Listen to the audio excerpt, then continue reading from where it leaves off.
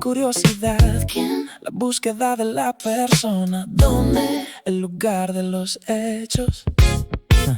¿Por qué? La causa, la razón, el motivo. ¿Cuándo? El tiempo, el momento, el plazo. ¿Cómo? La manera, el método, el secreto. ¿Cuánto? Las cantidades 6, 7, 8, el peso, el precio, el valor. Estas son las palabras mágicas. Sin ellas estamos en silencio. Con ellas podemos preguntar cualquier cosa. ¿Cuál? ¿Qué tipo de? ¿A qué hora? ¿Cuántos años? ¿De quién? ¿Con quién? ¿Hacia dónde? ¿De dónde? Cada pregunta es una llave. Cada pregunta abre una puerta, una respuesta. Ahí existe, está ahí, tienes, lo posees. ¿Sabes? ¿Conoces el hecho? ¿Conoces? ¿Estás familiarizado con la persona? ¿Hablas? ¿Dominas el idioma? ¿Crees? ¿Cuál es tu opinión? ¿Puedo? ¿Pedir permiso? Puedes preguntar por habilidad. ¿Podrías? ¿Te gustaría? La pregunta cortés. Suave, cautelosa. La escala de cortesía, de directo a casi susurrante.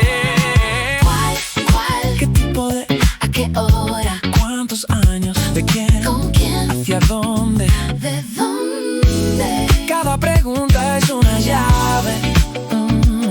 Cada pregunta abre una puerta, una respuesta.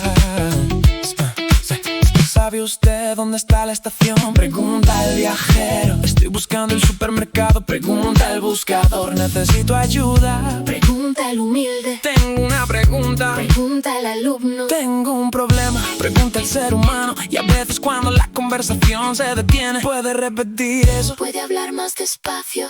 ¿Qué significa esta palabra? ¿Cómo se dice manzana en neerlandés? ¿Puedes explicar eso? ¿Cómo lo dices? La pregunta sobre la pregunta. El salvavidas del estudiante de idiomas. ¿Cuál? ¿Qué tipo de? ¿A qué hora? ¿Cuántos años? ¿De quién? ¿Con quién? ¿Hacia dónde? ¿De dónde? Y recuerda, cada pregunta es valiente. Cada pregunta es un paso hacia la comprensión.